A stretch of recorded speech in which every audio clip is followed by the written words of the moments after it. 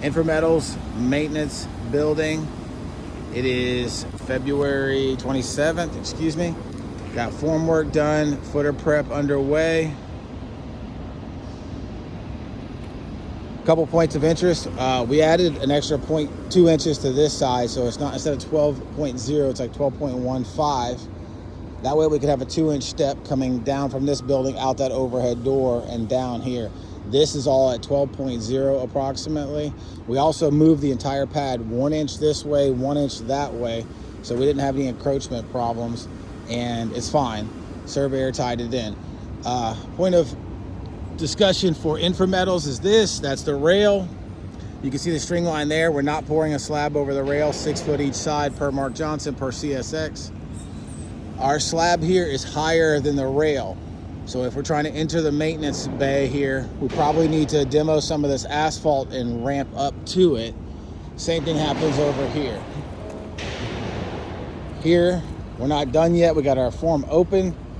This is existing asphalt.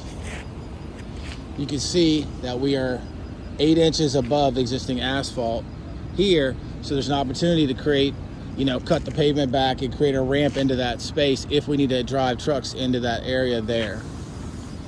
That's the maintenance building. Progress. Future pond goes over there, albeit inside that rail. We need to figure that out with the civil. Why there's a pond shown with a rail existing. Anchor bolts delivered today. A little bit of broken asphalt, a little bit of fill dirt left over. This is the training building pad. We got rough stake here, and then there's one somewhere over underneath a forklift that didn't get moved on us. We got a blue top back here. Our work right now soon is to come in here prior to digging footers and cut these panels, get them prepared while we got open access for the new building to be received. We need Inframetals to formally evacuate this area in the next 2 weeks as we will start digging footers. But we're holding for now to give us time to move the puzzle pieces. We're bringing our building in not this Monday, but the following Monday. We'll set it here and then use equipment to go that way. That way Inframetals can still have this space temporarily until we make that shift and get the majority of that maintenance building up. That way you can occupy that space. Sewer clean out here, or stub up for future sewer.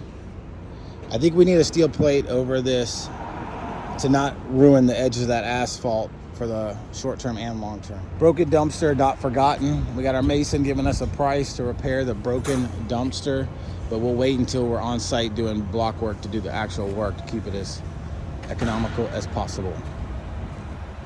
Job site restrooms for demo crew are here. Dumpsters are right there. Another dumpster down the way. All right, Inframetals Thursday, February 27th. Coming in from the west side. Lights are off. Construction lighting is installed up there. Construction lighting is complete. We're mostly working on the other side now, not this side. The grid is down. The water is safe. Not working on this side yet for complete demo. Okay. Temp power is right here. See, it's the only next thing on to the really. panel, operated by breakers. And this is all your Gear 5 right here. Data rooms being evacuated starting tomorrow, I believe. We got a guy coming to assist Corey with selective removal of data. By the way, in the old wall, we're seeing some glass. So once we get to that, we might decide to take those out. This is the old wall. The old metal wall is still there. I think some of that maybe comes out. We'll talk about it. That's the rated wall. These are the self-closing doors at the rated wall. East side, ceiling grid's down. Most of the stud framing is down. We're starting, all the water's been safed off. Starting selective demolition on the ACs right now, actually. You can see the temporary lighting. That's the wall adjacent to the existing building. You can see the R19 insulation that was added back in the day because of the air handlers being in the attic, not for insulating the envelope, but it is there, it is functioning, so we're gonna leave it.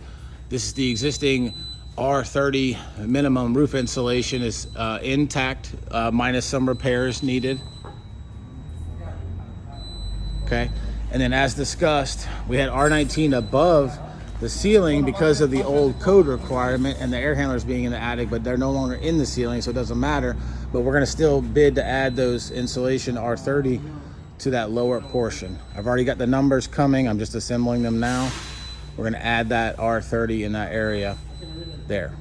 And the insulation that's above there kind of doesn't matter anymore, but it's good, and we're gonna leave it and not adjust it.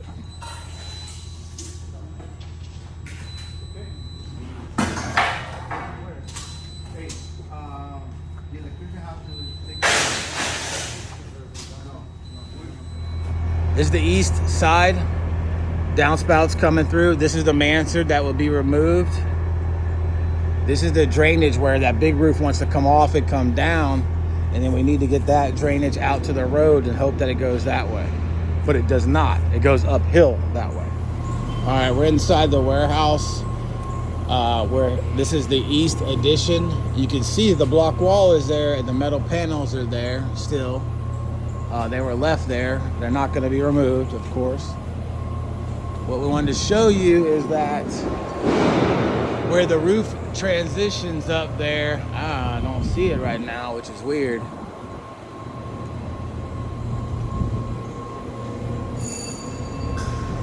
We can't see it at all, actually, right here.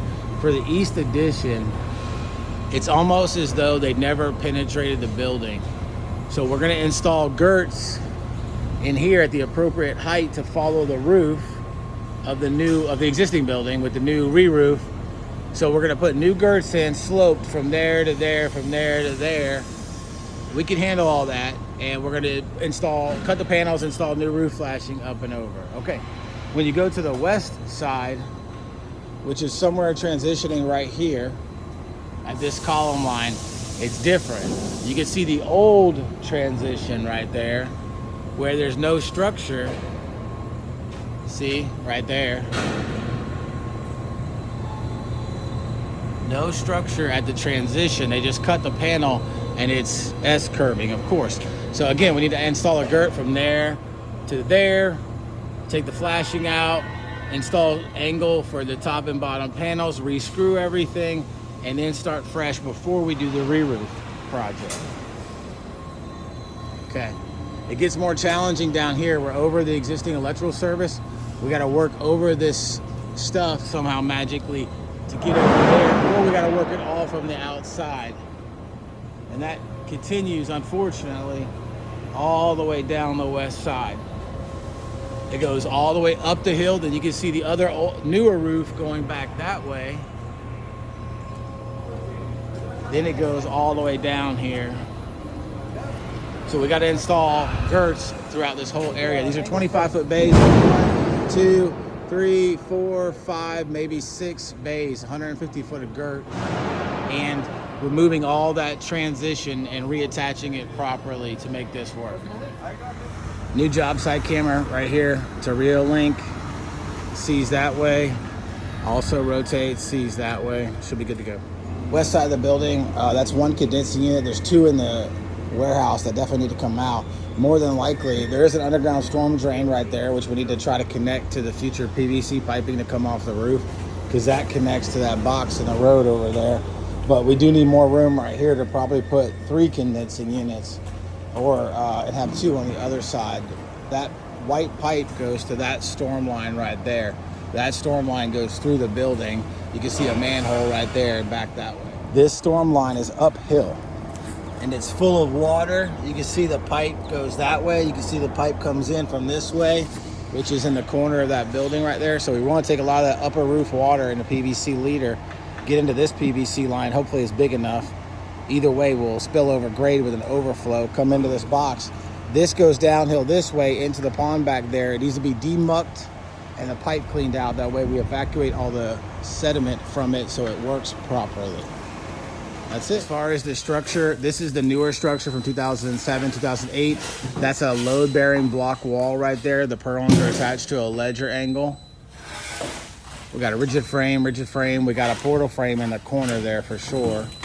We got a column there. You were asking about the what supports the mansard on the corner.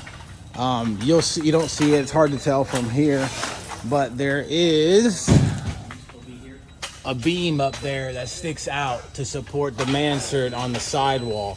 So and then there's a beam that goes that way basically that catches the purlins, go around the corner and catch that overhang beam. So the mansard has to return to the center line of this frame still, otherwise the mansard's not supported. This is the older section. Again, in the ceiling, the roof, no insulation. That's the roof under the other roof. In the walls, south elevation, no insulation. So we're gonna add roof and wall insulation per the plans. This is the west side up against the north wall. Very odd. There appears to be a channel. I don't know what the channel is supported by. It's probably bracketed to the other building, but the point is there is a rafter in here supports the purlins for the lower roof on the west side. AC guys are on site to evacuate the refrigerant lines.